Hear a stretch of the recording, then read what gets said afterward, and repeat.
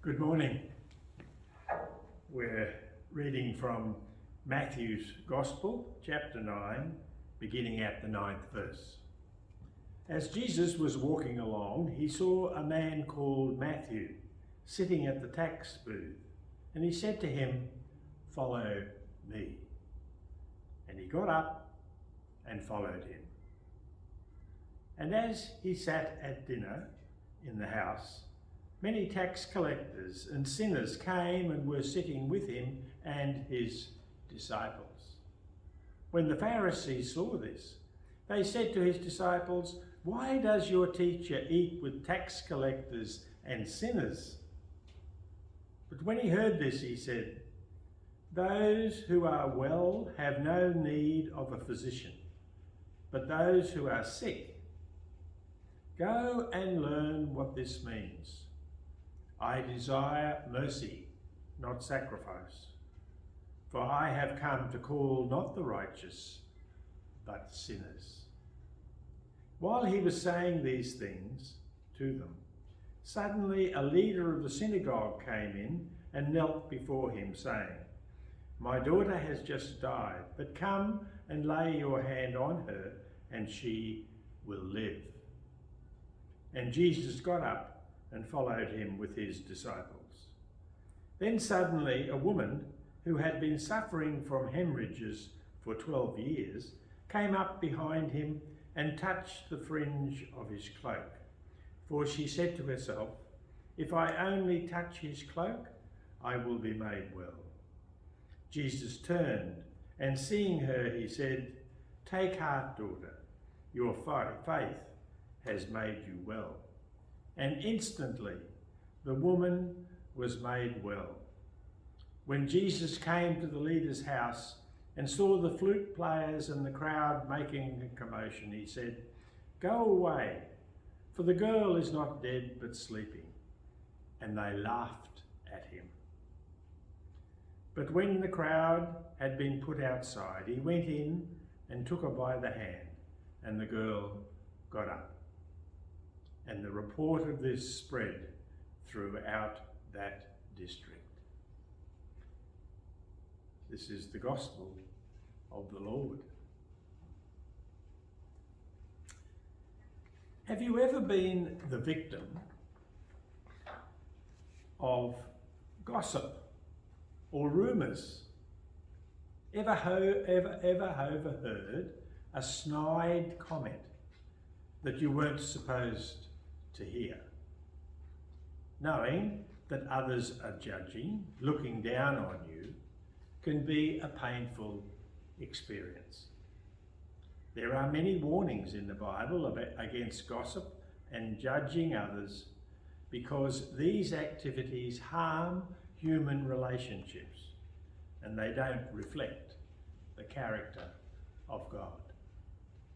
I wonder how Matthew, the tax collector, felt every time someone gossiped about him or looked down on him for his profession. He couldn't sue anyone. He had earned his horrible reputation. In our Bible passage for us today from Matthew 9, Matthew writes about the totally unexpected moment when Jesus chose him to be a disciple. And he even included a little detail you'd think he'd want to forget. The judgmental comment from one of the religious leaders questioning Jesus' choice to eat with no good sinners like him. First, let's look at why it was totally unexpected that Jesus would choose Matthew, a tax collector, as his disciple. Tax collectors were despised by the average Jewish citizen. They collected taxes for the oppressive Roman government. And tax collectors were allowed to add an extra charge to enrich themselves, while Rome looked the other way. Tax collectors were so despised that they were excommunicated from the synagogues. They were considered so morally corrupt that they weren't allowed to serve as witnesses in court. who could trust them. Now it makes sense, doesn't it? When the local religious leaders saw Jesus hanging out with Matthew, they asked his disciples, "Why does your teacher eat with tax collectors and sinners?" The moment that a rabbi named Jesus chose Matthew as his disciple was the defining moment of Matthew's life. So I wonder, when he looked back at this moment years later, why he would include this dig against him from the local religious leaders. Why didn't he leave this little detail out? It doesn't make him look good. It's a painful reminder of his corrupt past. I think Matthew left this detail in because this story isn't about him. It's about the graciousness of God and God's plan to usher in his kingdom through imperfect people like Matthew and you and me. I like what a seminary professor says about this moment. Jesus calls people as they are, from where they are, being who they are. Why would he do that? Didn't he know that people would misunderstand? Didn't he care that this would make them targets for gossip? Why didn't Jesus choose the most strictly religious, morally upright citizens in the community instead? Why didn't Jesus hold a disciple boot camp to choose the best candidates as his followers? His response to the religious leaders answers that question. Jesus replied, "It's not the healthy who need a doctor, but the sick. But go and learn what this means. I desire mercy, not sacrifice. For I have not come to call the righteous, but sinners."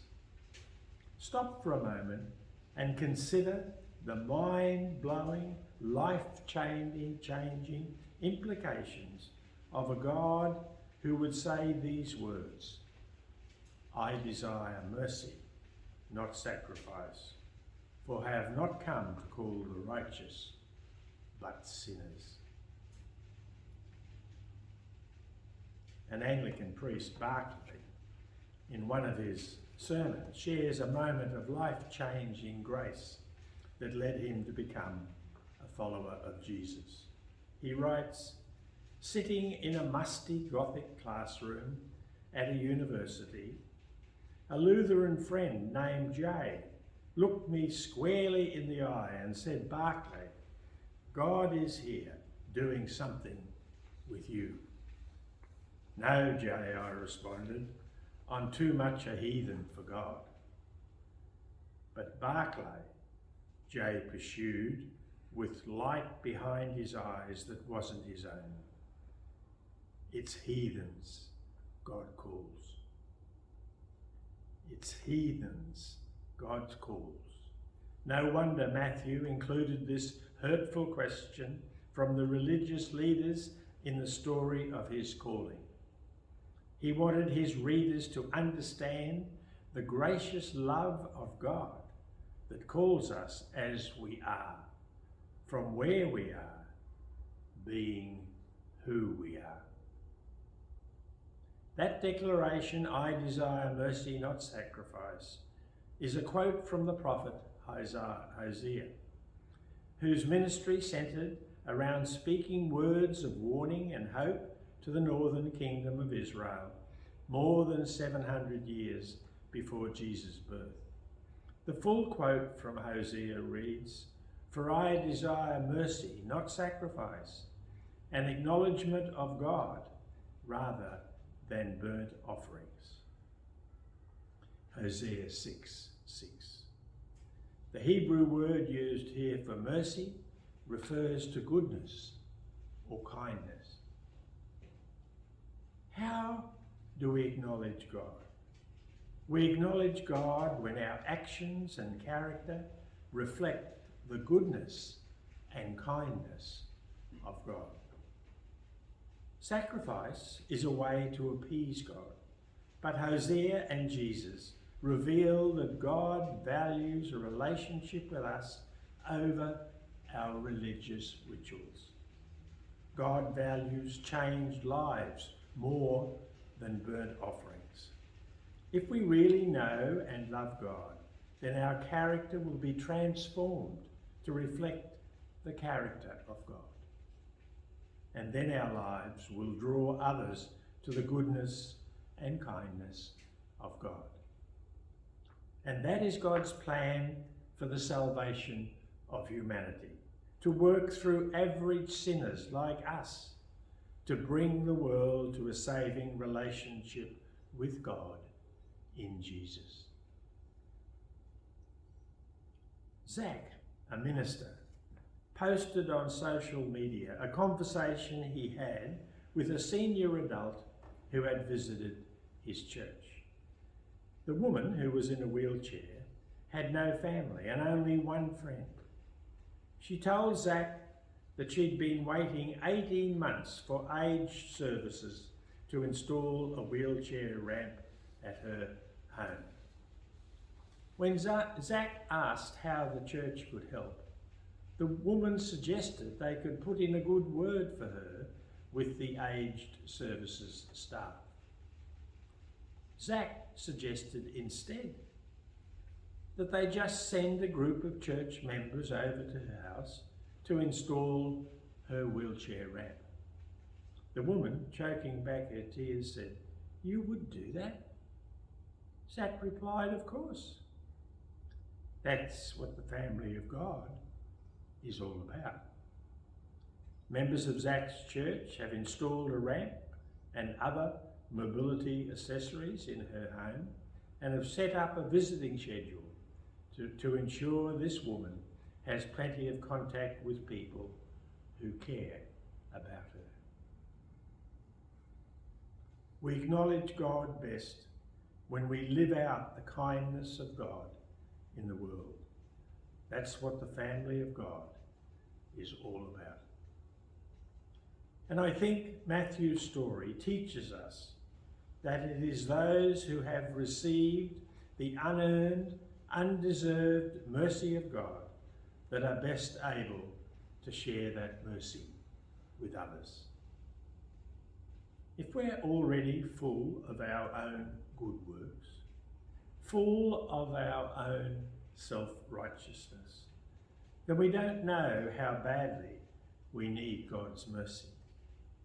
And we'll never fall to our knees in gratitude and awe and humility and say, "God, I cannot thank you enough that you would be so merciful to someone like me." And that gratitude and awe and humility serve as a powerful proof to the world that this is a person whose life has been transformed by God.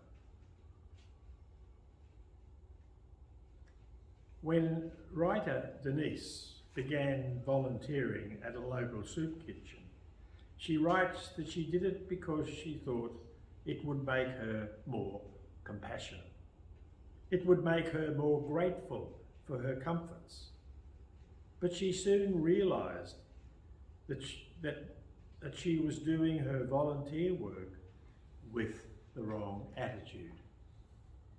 As the months passed, she developed real relationships with the people she served at the soup kitchen. Instead of seeing them as nameless recipients, she saw them as friends, people she cared about and knew by name. She began praying for her new friends, which only deepened her relationship with them. She writes, "I made sure Billy got a can of the fruit he preferred, and I reminisced with Barbara, who grew up in my hometown. I chatted with Donny when I cut his meat because he couldn't do it with his misshapen right hand. They're so glad to see you, and the hugs multiplied. What happened? I developed relationships. These people became dear to me. Going to the soup kitchen wasn't an act of sacrifice. It was a place where I hung out with people I cared about. In Matthew 9, the Pharisees looked around Matthew's house and saw nameless tax collectors and sinners. Jesus saw people he cared about, people he wanted to hang out with, and he knew their names. Why did Jesus choose the least reputable, least powerful, least likely people to be his disciples? Because he loved them. Because he knew God could work through them. And because he knew that those who had received the abundant mercy of God are the best people to share that abundant mercy with the world. Matthew's story shows us that God is not scrutinizing us for our sins or standing in judgment of us. Instead, God is drawing us into his merciful love and then sending us out to share that love with others.